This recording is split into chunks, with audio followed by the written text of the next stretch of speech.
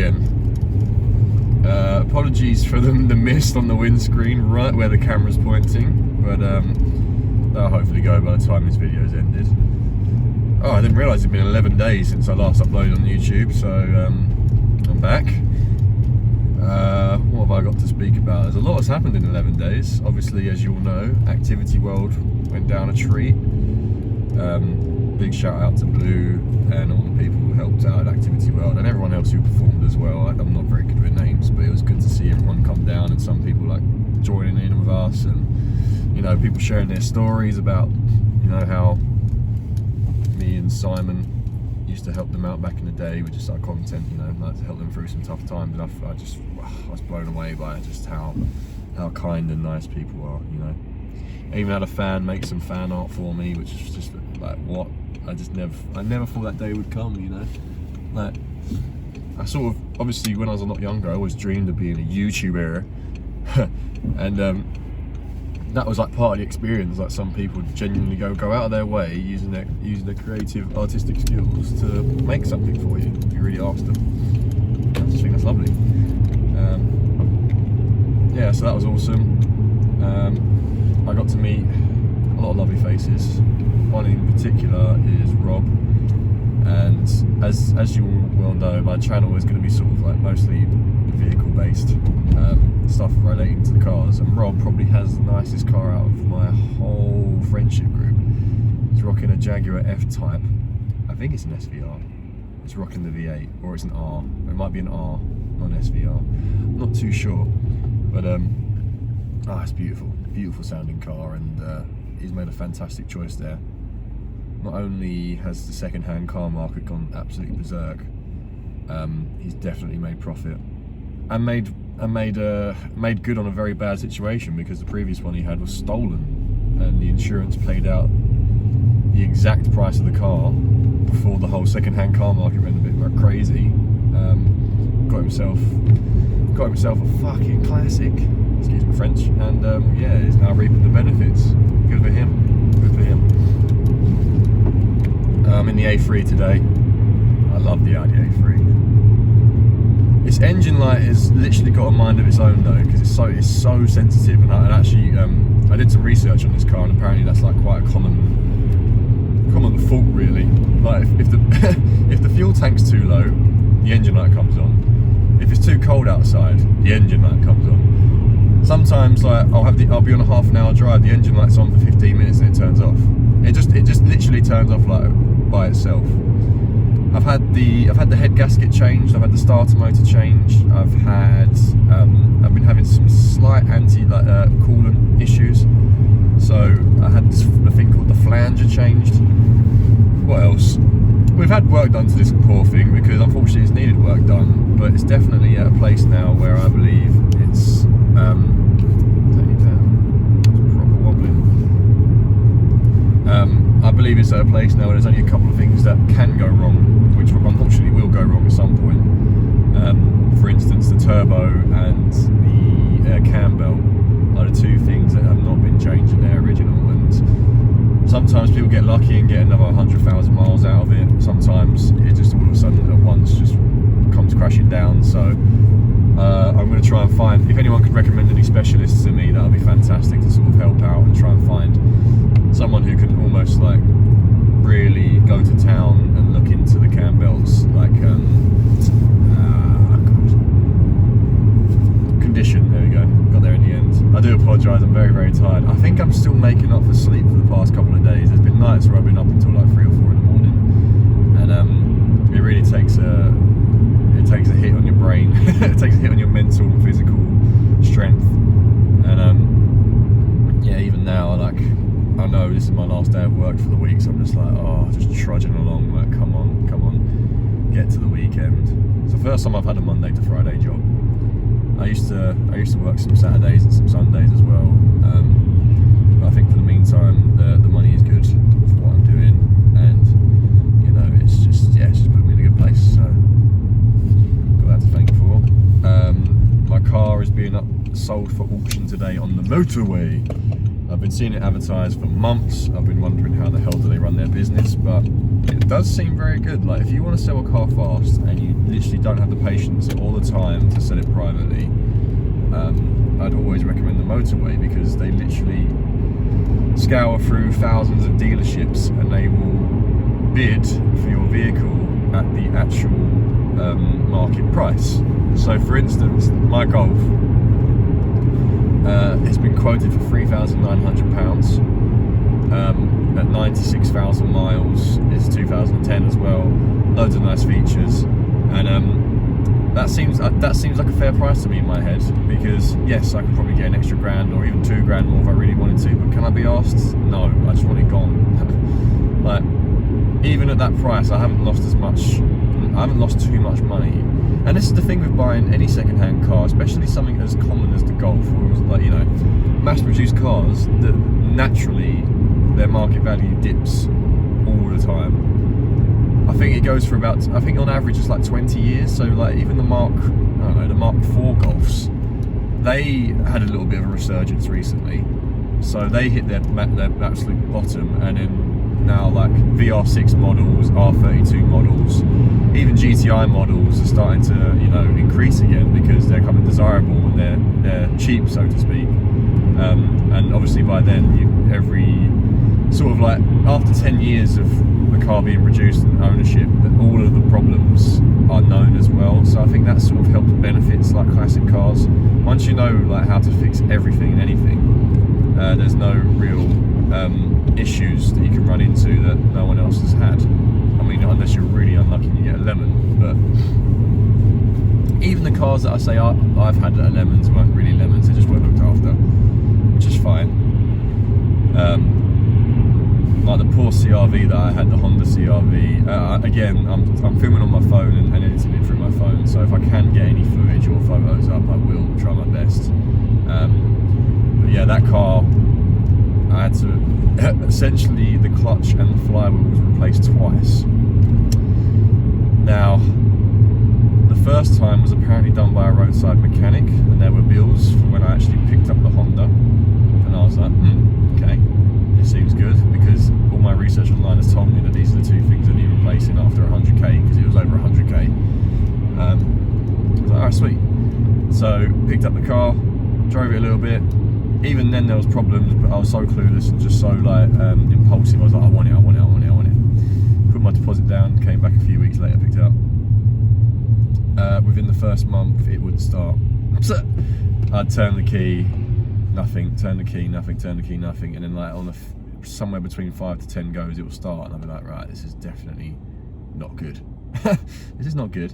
And then there was one time when luckily I was with my girlfriend, and we both had a bit of time in the day, and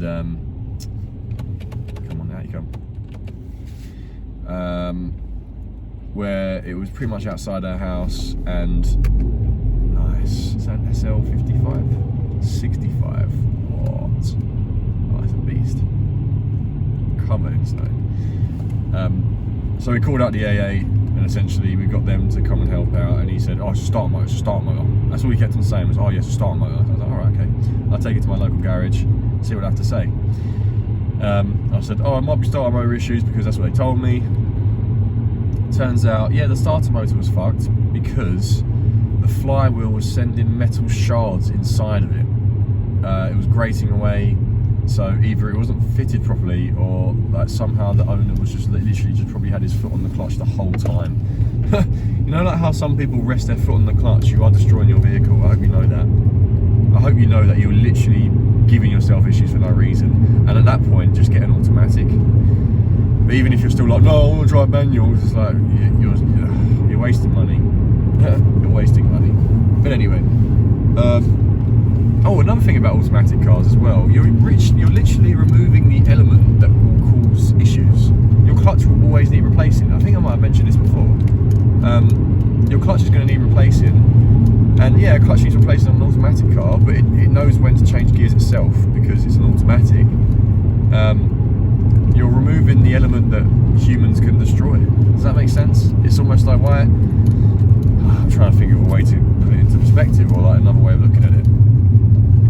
But in essence, like, your foot can destroy the clutch if you don't change gears properly. So, you know, just think of it that way more than anything else. It's very icy this morning. I was driving last night in the Gulf and I was experiencing lots of understeer, and I was like, oh god. Yeah, didn't feel too. It wasn't unsafe, but it was the first time it really happened to me, and I was like, this is interesting.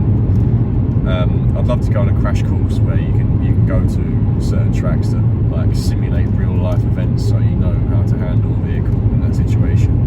Because braking is not going to do anything if it's icy. You literally have to know. You almost have to guide the car. If you got a choice, like if you need to turn left and the road is not letting you, then you need to find almost like 2 or 3 other options in your head to get the vehicle parked somewhere, you know. So, and that's the T. Oh god, Crow's risking his life. What else was there? Oh yeah, me and Magic Coin Max are making stuff again.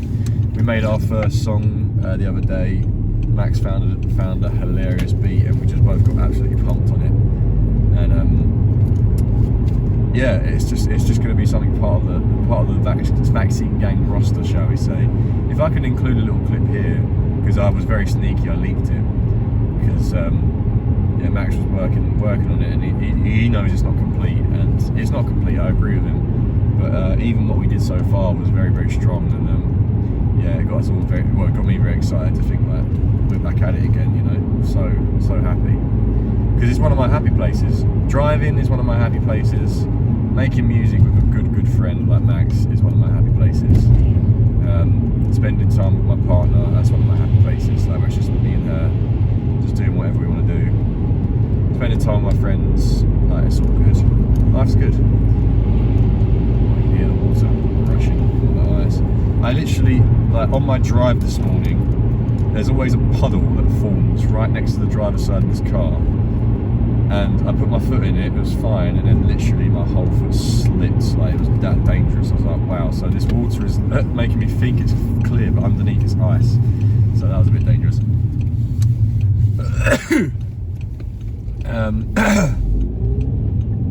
So yeah, last day of the week, getting up to no good with the vaccine gang. Activity World was a blast, thank you to everyone who came down.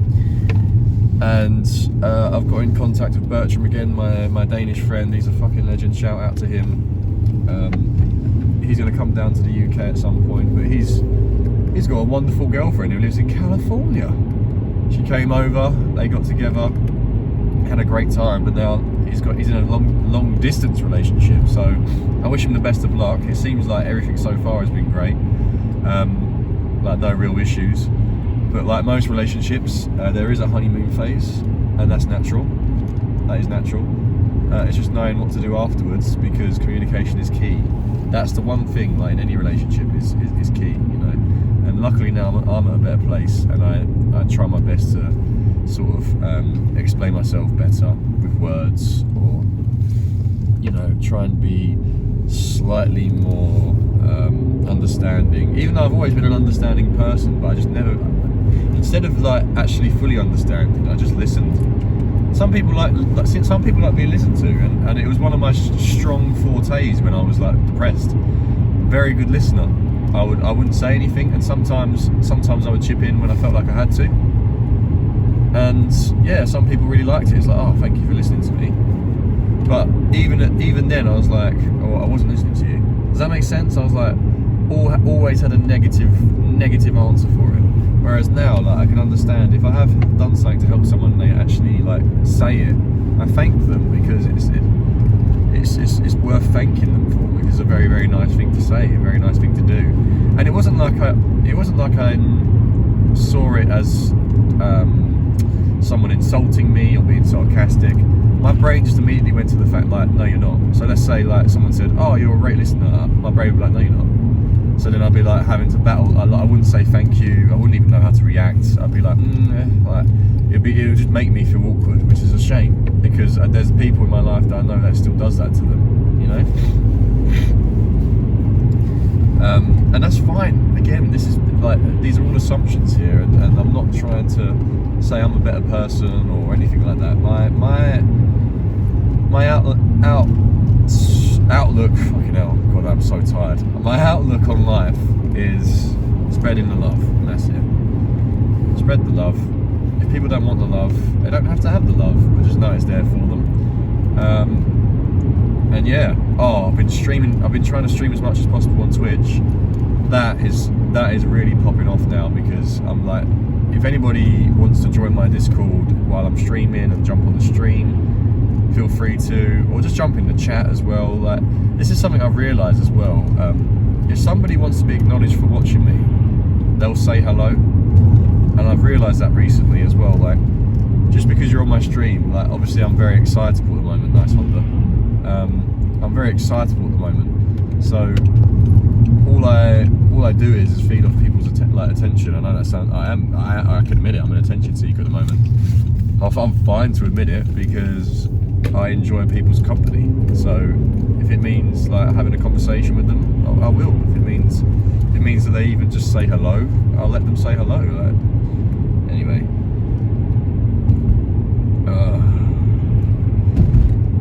Bloody tired. I forgot to pick up my Pokemon booster boxes. That's fine. I'll be there next Thursday. Oh, I played. We tried to play pool last night. Me and Red Bull tried to play pool. The first place we went to, the table, we thought there was 2 tables. There was only one, and there was like a queue. Second pub that we went to, Man City versus Spurs was playing. So, and the pool table was in front of the projector, and like, it was just like, oh, fuck's sake. You just knew like it would be unwanted attention, you know, because people would be like, get out of the way. Like, move out of the way, or something like that, and it's just like, I can't be asked for that kind of attitude, even though I'm the attitude king. Yeah. Sore throat's gone. To be honest, I listened to my earlier videos. I even listened to the video where I was picking up the smart roaster. My voice is different. That was like, that was actually, it was painful to talk. That's how bad it got. I was like struggling to talk, and there were parts of my throat that felt like they had holes in. Does that make sense? Like, it literally felt like there was something missing in my throat, and it was painful. Yeah.